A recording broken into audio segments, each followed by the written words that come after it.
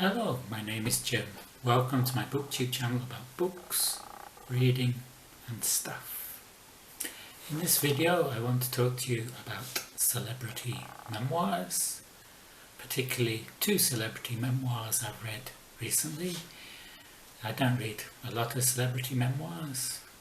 A lot of them are uninteresting and many of them are ghostwritten. These two were not ghostwritten.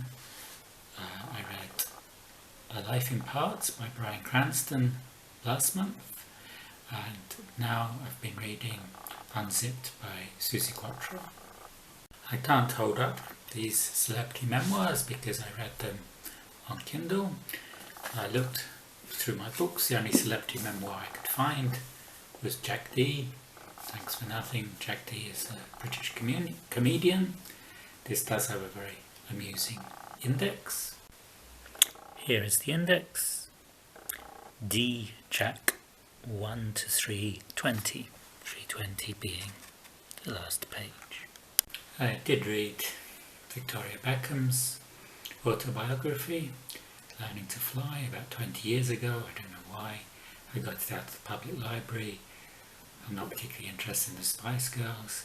I thought, because it was so badly written, it was a genuine autobiography, but I later learnt it was ghostwritten. Steve Martin, in his celebrity memoir, wrote, "Thankfully, perseverance is a great substitute for talent." Certainly, Bryan Cranston and Suzi Quatro both had a lot of perseverance, but they also had some underlying talent too, to achieve what they achieved. Both Bryan Cranston and Suzi Quatro were born in the 1950s. Suzi Quatro was born in 1950, Bryan Cranston I think in 1956. Their careers had different trajectories. Suzi Quatro, her first hit single, Can Can, in 1973, went straight to number one in the UK charts. In 1974 she had a second number one with Doublegate Drive in the UK, and then the singles started performing less well. Bryan Cranston, he started off with small roles like in a soap opera, and he worked his way up. He had a role as a dentist in Seinfeld, then he had a role as the goofball dad in Malcolm in the Middle, before he had his career-defining goal as Walter White, the chemistry teacher who became a drug kingpin in the excellent Breaking Bad. It's interesting, the two autobiographies, their fathers. Bryan Cranston's father, Joseph Louis Cranston, was a small-time actor who didn't really make it and felt resentful for not making it. He always had big ideas, but these ideas never came to fruition. Suzi Quatro's father was a jazz musician, but he had to give up his music career to support his family with a factory job at Quatro, and I think he also was a bit envious of his daughter when she became a success. So both of these children became the successes their parents had dreamed of for themselves, their fathers had dreamed of for themselves. Bryan Cranston's book, A Life in Parts, would be very good for any budding actors. He talks about all the auditions he went to, everything he did to hone his craft. There's always the job about, oh, you're an actor, which restaurant do you work in? Bryan Cranston did many jobs, unloading trucks. He also was training at one time to be in the police, and he even visited a morgue, which was very enlightening for him. He saw the cadavers in the morgue, and he saw that no matter what these people were in life, at the end they were just what was on their toe tag. Bryan Cranston looked to learn from every situation. The best teacher is experience. Find the educational in every situation, he recommends. By doing that, he was able to hone his craft. He had one stalker girlfriend. He tried to break up with her, but she wasn't having any of it. And there was one time when she came to his flat, he wouldn't let her in.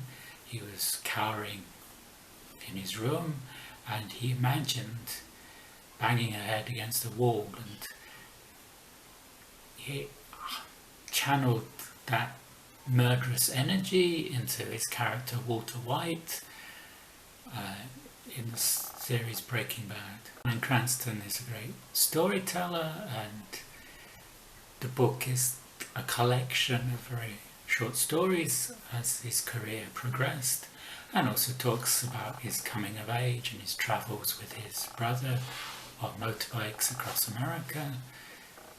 It's a fascinating tale, and it's a very good memoir. I'd recommend this to anybody. Suzi Quatro's autobiography is not as engaging as Bryan Cranston's. She has this odd style of using her younger self and her current self who's writing the autobiography interrupting each other. This may be because she's a Gemini and she's very into astrology. She also believes in ghosts. She owns a manor house in Essex which she believes is haunted, and she's also got this big Catholic guilt trip. I knew some of Suzi Quatro's story already from having read her biography, which was written by Margaret Mander in the 70s. It has some autobiography, Unzipped, has some of the same stories. When her baby sister came back from the hospital with her mother, Suzi Quatro was very jealous and bit her fingers and felt very guilty about that afterwards. There's also a time where Elvis Presley called her because he liked her cover of the song All Shook Up and wanted to meet her, but Suzi Quatro turned him down because she was scared to meet her idol. Suzi Quatro was very much a trailblazer for women in rock. She influenced Joan Jett. She also influenced Chrissie Hynde of the Pretenders, and her first singles did very well in the UK and Australia, but they never made it in America. Her only top 10 hit in America was Stumbling In, which was a duet with Chris Norman from Smokey. This only reached number 41 in the UK charts because Chris Norman didn't want to be seen as in any way leaving Smokey because he was still part of their band at the time. Suzi Quatro is most famous in America for playing in Happy Days with Henry Winkler and the cast. She played the role of Leather Tuscadero in about 15 episodes. And in Australia she was very popular. She outsold the Beatles. She made many tours of Australia. She also made many tours of Japan and Europe, and she was very popular in these places. She was very popular in Eastern Europe. She was one of the first Western singers to sing in the Soviet Union. I was quite obsessed between the ages of 10 and 14 with Suzi Quatro. I had 5 of her first 6 LPs, and I even thought about writing a novel once called Non-Citizen, which was the title of the B-side of Races On, one of her singles. Her Life in Parts by Bryan Cranston, I gave this 5 stars. I think it's a very good read. It's very engaging, and it's also very informative for anybody who would like to take on a movie acting or TV acting career. Suzi Quatro's autobiography, I'm debating whether to give it 3 or 4 stars. It's somewhere in between. It's interesting, but I think if you're not interested in Suzi Quatro, it's probably not that interesting for somebody who isn't interested in her life and her career. She has a very big ego. She mentions in the beginning that she has this Napoleon complex because she's quite short. She's just 5'2", but she's very domineering, and she may think her role in history is bigger than it actually is.